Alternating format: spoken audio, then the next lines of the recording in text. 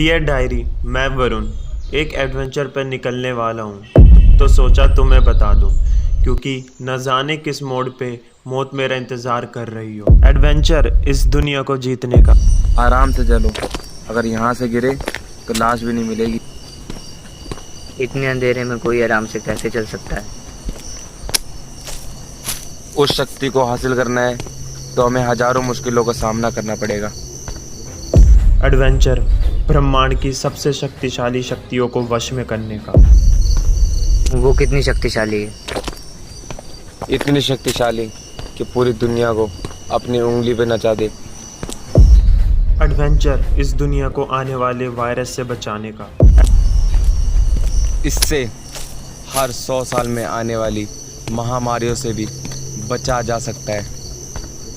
Adventure भविष्य को देखने का। क्या हम उससे भविष्य देख सकते हैं?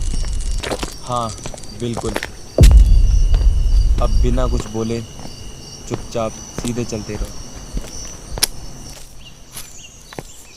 मुझे याद है, दादाजी अक्सर मुझे एक कहानी सुनाया करते थे, इस दुनिया को जीतने की कहानी, कि कैसे कुछ शब्दों को पढ़कर और गुनगुनाकर हम सुपर पावर्स को पा सकते हैं।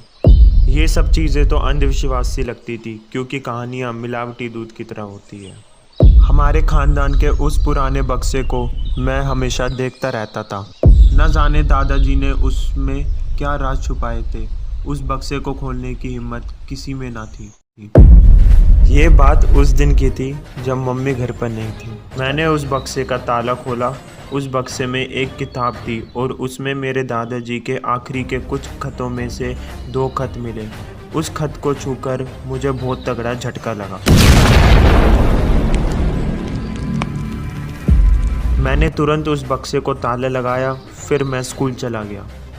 टेस्ट से बचने के लिए मैं ड्राइंग कंपटीशन में चला गया। जिस बच्चे की राइटिंग कचरे से भी गंदी थी, उस दिन उसने ड्राइंग कंपटीशन में मेडल जीता।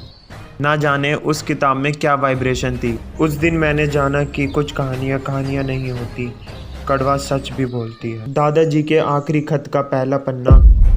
डियर वरुण, मुझे पता था तुम्हारे अलावा इस बक्से को खोलने की हिम्मत किसी में नहीं होगी। लड़े गए हजारों युद्ध उन शक्तियों को पाने के, वो बुरे लोग हैं अनजाने से। वो किताब अगर हमारे हाथ लग जाए तो ये दुनिया हमारी मुट्ठी में। चले थे ढूंढने इस ब्रह्मांड की सबसे बड़ी शक्तियों को।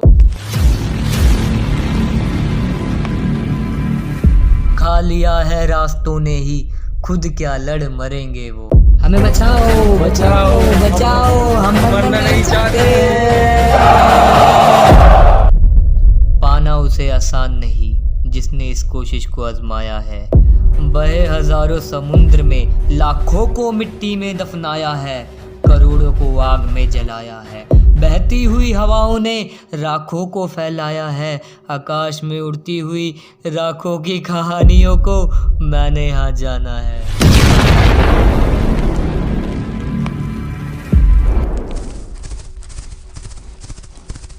रास्ते में अनेकों कांटे हैं, सुना है वहाँ पहरा देने राक्षस भी आते हैं।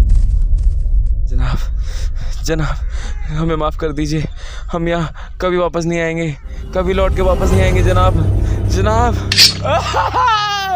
पाना उसे आसान नहीं, हजारों साल बाद ये सुनहरा वक्त आया है। राजघराने का सेवक वरुण, तू ही इस वक्त में जिंदा पाया है। नाम नहीं किताब का, बस उस शक्तियों को मैंने यहाँ जाना है।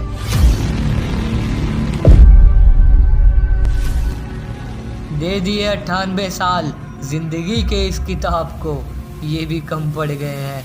न जाने कितनी उम्रों का हिसाब चाहिए इस किताब को।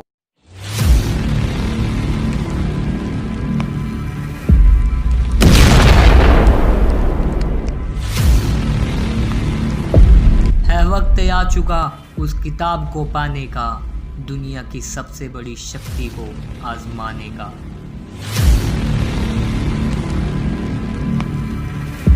मार दिया था राजघराने के उन 18 सदस्यों को जिनके खून में शक्ति थी। थे नतमस्तक वो 5 तत्व उनके, उड़ा दिए 18 सिर जिनके। वही किताब की चाबी थे, अब वो वक्त आया है, उनमें से एक राजघराने के युवराज का फिर से जन्म हो पाया है। युवराज को उनका मकसद याद दिलाना है, तुम्हें उस किताब को गलत हाथों में पढ़ने से बचाना है।